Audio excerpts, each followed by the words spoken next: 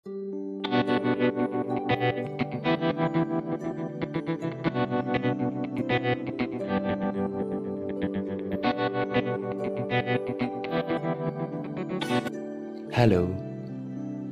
Gujarati cinema જીએફસીએ લાવી રહ્યું છે દુનિયાદારીના મૂવી રિવ્યૂ.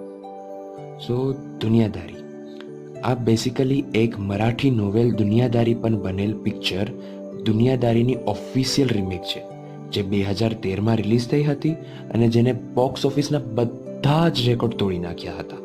જેનું બજેટ હતું 5 કરોડ અને તેની કલેક્શન હતું 32 કરોડ.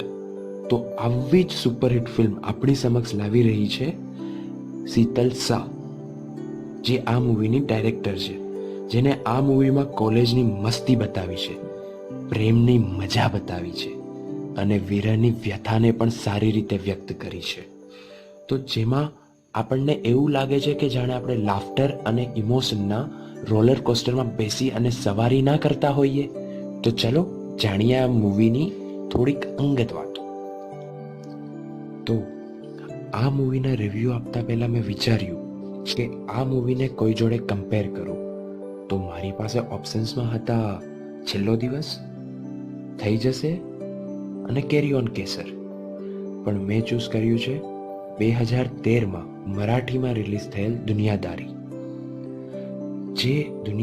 જે મરાઠીમાં રિલીઝ થઈ હતી અને ગુજરાતીમાં રિલીઝ થઈ છે, જેના most of the scenes, dialogues અને સ્ક્રીન પ્લે સરખા જોવા મળે છે. પણ ક્યાંક જે ગુજરાતીમાં રિલીઝ થઈ છે એના ડાયલોગ્સમાં કાઠિયાવાડી ટચ છે, જેના સ્ક્રીન પ્લેમાં અમદાવાદની મજા છે, અને ક્યાંક એના ડાયલોગ્સ જે સાબરકાંઠા અને બનાસકાંઠી બોલીમાં જે મીઠા લાગે છે તે કદાચ મરાઠીમાં એ ફીલ નથી. ગુજરાતીમાં એક ડાયલોગ છે કે તારી અને મારી યારી, બાકી ભાડમાં જાય દુનિયાદારી. તો આ જ ડાયલોગને મેં કંઈક આવી રીતે આ મૂવીમાં ફિટ કરતા જોયું છે. જ્યારે મળે પ્યારી નારી અને સાચી યારી, તો આપણી તો આખી બદલાઈ જાય દુનિયાદારી. હવે વાત કરીએ એક્ટિંગની. તો મરાઠી દુનિયાદારીમાં લીડ રોલ કર્યો છે શ્રેયસ, એટલે કે સ્વપ્નિલ જોશીએ, જેને ઘણી ખરી ટક્કર આપતા આપણા મીત મહેતા એટલે કે મલ્હાર ઠાકર જોવા મળે છે. મૂવીની લીડ એક્ટ્રેસ ઈશા કંસારા, તેના લુક અને એક્ટિંગથી બધા જ ગુજરાતીઓ તેના ફેન થઈ જવાના છે. હવે વાત કરીએ ડીએસપી એટલે કે આર્જવ ત્રિવેદીની. તો આર્જવ માટે તો હું એટલું જ કહીશ કે ગયો હતો મલ્હારનો ફેન બનીને, થિયેટરમાં ગયો હતો મલ્હારનો ફેન બનીને, અને થિયેટરની બહાર નીકળો ડીએસપીનો ફેન બનીને. મૂવીના બાકી બધા કલાકારોએ પોતાના રોલને જસ્ટિફાઈ કર્યો છે. તો આ એક્ટિંગની દ્રષ્ટિએ એક ઉત્તમ ઉદાહરણ છે. હવે વાત કરીએ મ્યુઝિકની.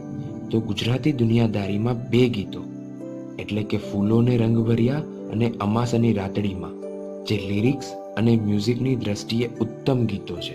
આના મ્યુઝિક ડાયરેક્ટર છે મોન્ટી શર્મા, કે જેને મ્યુઝિક એવું આપ્યું છે કે જે આપણને આખા મૂવીમાં ચાર્જડ અપ રાખે છે. હવે વાત આવે ડાયરેક્શનની. તો મરાઠી દુનિયાદારીના ડાયરેક્શન કરતાં શીતલ શાહનું ડાયરેક્શન ફાર બેટર છે.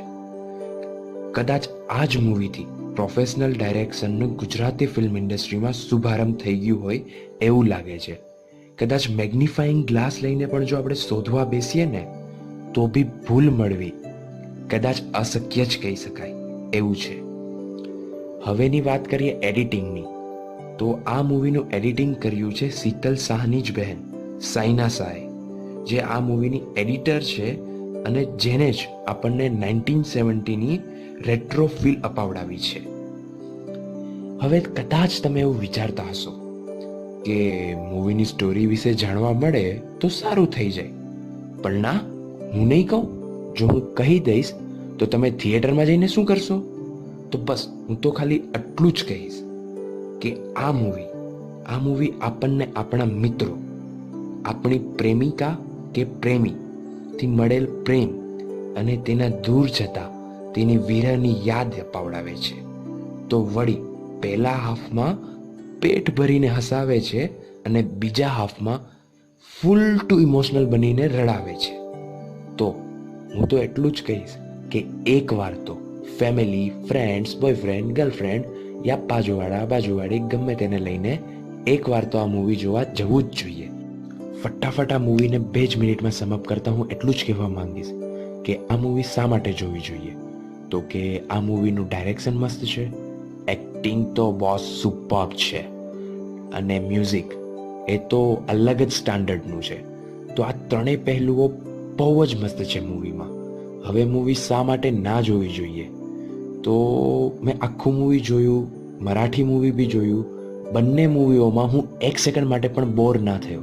તો કદાચ આ જ રીઝન હોઈ શકે કોઈકને જેને મૂવીને ડિમોટિવેટ કરવી હોય કે બોર નહીં થતા એટલે ના જોતા. રિવ્યૂના અંતમાં હું એટલું જ કહીશ કે મારે કહેવી છે એક વાત પ્યારી, એકવાર તો જરૂર જોજો શીતલ સાની આ દુનિયાદારી.